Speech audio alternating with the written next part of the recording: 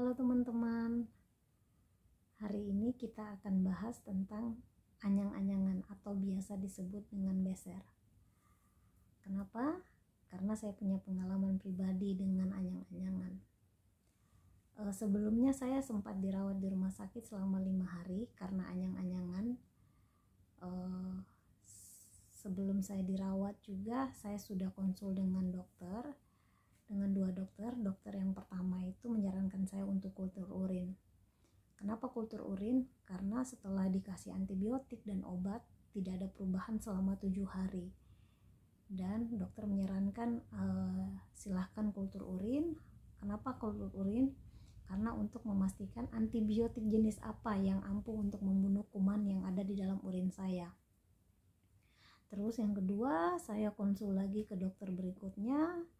Dokter berikutnya juga sama, saya dikasih obat dan dikasih antibiotik tapi tidak ada perubahan juga selama 7 hari. Lalu saya memutuskan kultur urin sendiri.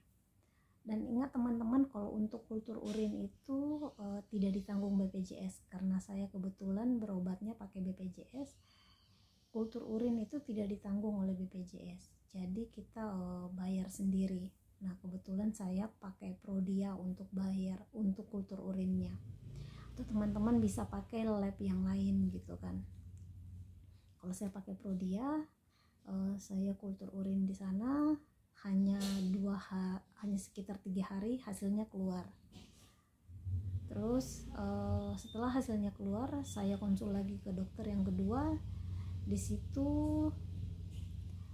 dokternya bilang sebaiknya, karena hasilnya dokter mengatakan sebaiknya dirawat saja karena hasil kultur urinnya tidak ada bakteri sama sekali. Hasilnya cukup baik, tidak ada bakteri sama sekali. Terus hasil tes urinnya ada bakteri, jadi dokter menyarankan lebih baik dirawat saja. Kalau dirawat inap, saya bisa mendapatkan penanganan yang lebih baik lagi gitu. Jadi akhirnya saya dirawat selama 5 hari. Hari pertama dan hari kedua saya dirawat itu kencing saya masih sama, tidak ada perubahan. Saya masih kencing sebanyak 15-20 kali per 2 jam. Hari ketiga saya akhirnya pasang kateter karena saya menyerah, kencingnya tidak berhenti-berhenti. Saya tuh kencingnya hampir setiap menit saya kencing. Jadi setiap 5 menit saya kencing, itu cukup mengganggu. Akhirnya hari ketiga saya menyerah, saya dipasangin kateter. Tapi ternyata dipasangin kateter saya hanya bertahan 2 jam karena ternyata saya tidak tahan dengan rasanya nggak nyaman, rasanya sakit. Akhirnya saya minta suster untuk ayo suster dilepas aja karena saya ternyata nggak sanggup dipakein kateter. Dan hari ketiga itu juga dokter urologi. Nah kebetulan di rumah sakit itu waktu dirawat, saya dirawat oleh 2 dokter penyakit dalam dan dokter urologi. Nah dokter urologi kasih saya 3 obat pengontrol kencing. Jadi saya dikasih 3 jenis obat. Setelah dikasih 3 jenis obat itu hasilnya cukup bagus karena kencing saya berkurang drastis dari yang per 2 jam sekali itu saya kencing 15-20 kali. Itu kebetulan di hari keempat itu hanya 30 kali sehari saya kencingnya. Dan hari kelima berkurang lagi menjadi 15 kali. Dalam waktu 1 hari itu cuma 15 kali kencing. Dan biasa kalau pakai BPJS kan kita hanya sampai 3 atau 5 hari ya di rumah sakit. Nah hari kelima saya pulang, tapi dikasih obatnya hanya untuk 3 hari, 2 atau 3 hari kalau nggak salah. Nah sebelum obatnya habis, saya memutuskan untuk konsul dengan dokter yang ada di Halodoc. Saya minta dokter urologi waktu itu. Saya konsul dengan dokter urologi dan saya bilang saya minum obat ini dan ini cukup membantu saya. Bisa nggak saya dapetin obat yang sama gitu? Dan ternyata diresepin sama dokternya dan akhirnya saya bisa beli obatnya, dan 2 obat yang lain lagi saya beli di apotek tanpa resep dokter. Lalu teman-teman pasti tanya, jadi sekarang bagaimana, apakah sudah sembuh? Ternyata belum teman-teman, saya belum sembuh total, saya masih minum obat.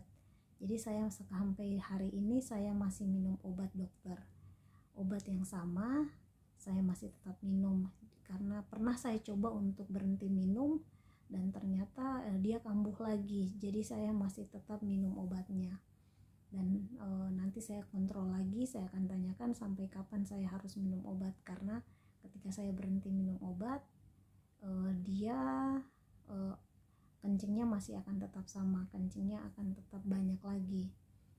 Lalu bagaimana cara menangani atau merawat anyang-anyangan ini agar bisa cepat sembuh?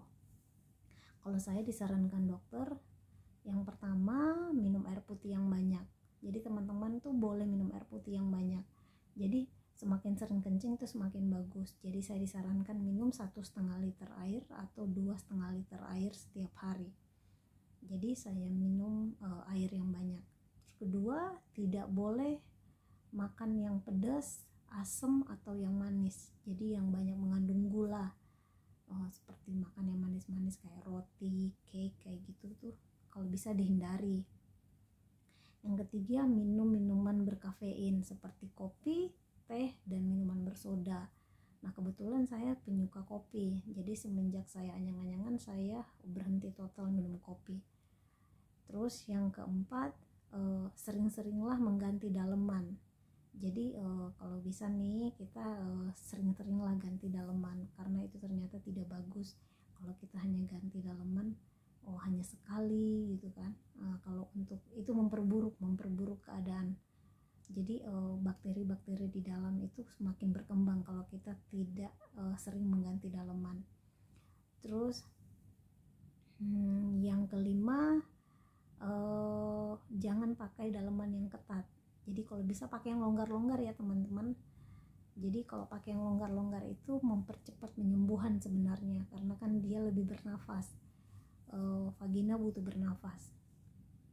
Terus yang keenam, ceboknya harus benar. Jadi dari depan ke belakang, bukan dari depan ke belakang ya, tapi dari depan ke belakang lalu dikeringkan. Kalau saya mengeringkannya itu pakai handuk.